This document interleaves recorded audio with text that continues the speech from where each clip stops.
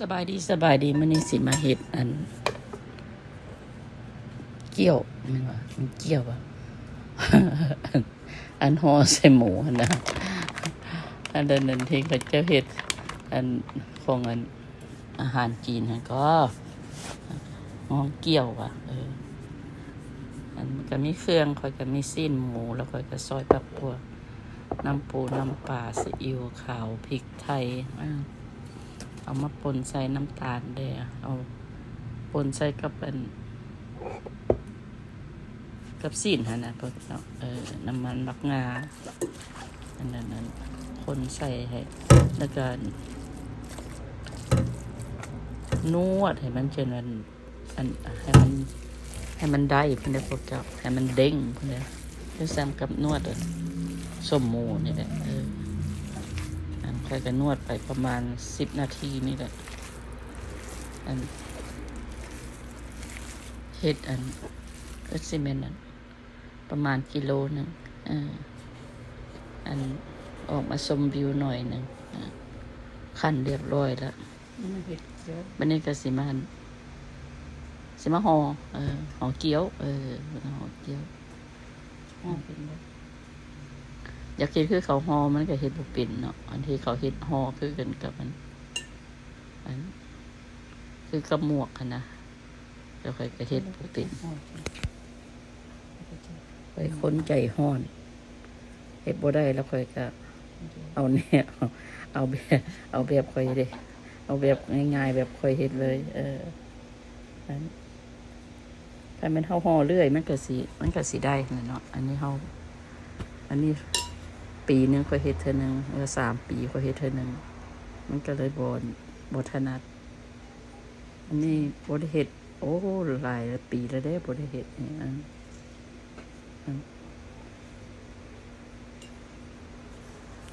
ค่อยก็ห่อไปจนว่ามันหมดแผ่นพุ่นแหละเขาจะว่าคันแม่นเฮาแผ่นมันเขาว่ามันหลายว่าซั่นซะแผ่นมันบ่หมดหรือซีนมันเหลือเฮาก็เอาเข้าฟรีเซอร์เมียนแล้วเฮาจะเฮ็ดอีกเฮาก็ค่อยเอามาเฮ็ดก็ได้ข้อยก็เลยซื้อแผ่นมาข้อยก็บ่ซื้อมาหลายดอกข้อยก็เอามาลองมึงเพราะข้อยเคยซื้อมาเทื่อนึงแล้วข้อยเอาเข้าตู้เย็นเมียนเนาะเพราะข้อยเลยบ่ฮู้ว่าต้องเอาเข้าฟรีเซอร์แล้วพออาทิตย์เดียวมันละตกหมกแผ่นหั่นก็นั่นบัดนี้ค่อยมาอ่านเบิ่งอันที่ว่าซื้อมาแล้วค่อยมาอ่านเบิ่งมันน่ะบอกเอาเข้าฟรีเซอร์เมียนเมื่อก่อนก็คิดว่าสิเฮ็ดก็เลยบ่ได้เอาเข้าฟรีเซอร์อันนั้นชั่วคิดว่าสิเฮ็ดแผ่นมันจนว่าตกหมกหมดนั่นเขาจะค่อยแนะนำว่าให้เอาเข้าฟรีเซอร์เมียนตู้น้ำแข็ง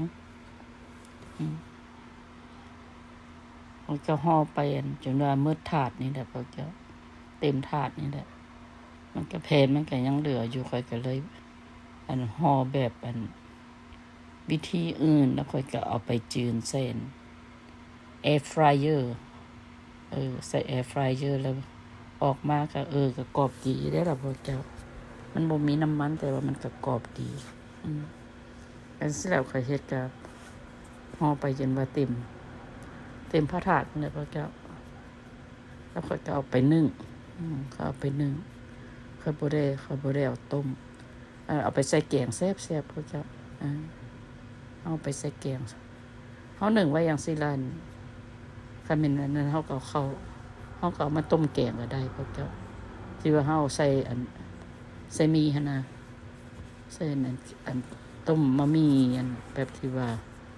มันมีเกี๊ยวบ่เพิ่นฮ้องมันมีเกี๊ยวมันมีเป็ดบ่มีหยังหั่นนะแซ่บเด้อเพราะว่าค่อย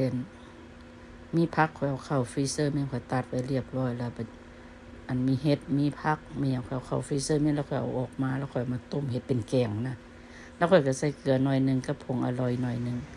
อร่อยดีหน่อยนึงแล้วค่อยก็เอาเกี๊ยวนี่แหละใส่แล้วมันก็นั่นออกมาแซ่บเนี่ยค่อยก็เฮ็ดห่อแบบนี้ก็เฮ็ดขึ้นกับแม่นหยังเขาเจ้าฮ้องข้อยก็บ่จื้อชื่อก็ได้ แต่พวกเจ้าหักสิพวกเจ้าก็ฮู้ดอกว่ามันเป็นหยังเนาะ พอเฮ็ดอันนี้ได้พอได้ประมาณ10 อันบ่พอดีแผ่นพอดีหมดอันซีนก็ยังเหลืออยู่หน่อยหนึงเอาเข้าฟรีเซอร์แม่นเอาไปเฮ็ดแนวก็ได้ประมาณนี้แหละอันนั้นก็เอาปูใส่น้ำได้พวกเจ้าแต่ว่าเขาบ่ได้ถ่ายให้พวกเจ้าเบิ่งปูสดๆบนปูสดๆกับปูปูแท้ๆเนี่ยอันนั้น นี่มันล่างมันด่าง เอามันหนึ่งชั้นนั้นทั้งหนึ่งมันด่างเด้ทั้งหนึ่งมันด่างเด้ทั้งหนึ่งอัน เอามันหนึ่งเอาพวกเจ้า เกี๊ยวนี่เด้แล้วก็ทั้งหนึ่งอัน เอาบ่ได้ต้ม เมียงมุกปลาแดกเด้มันนี่เฮ็ด3 อ ถ้า ย่าง ต้มข่อยก็สิห่อปิด อันนี้ข่อยบ่ได้ห่อปิดต้มมึง20 นาที หนึ่งประมาณ30 นาทีเพิ่นแหละมันค่อยสุก ว้า อันนี้ออกมาได้ก็ เพิกเด็ก ก็ได้ประมาณนี้แหละพวกเจ้าอันนั้น ให้มันได้พอ มันเงินเบิ่งมันแพนมันน่ะเอา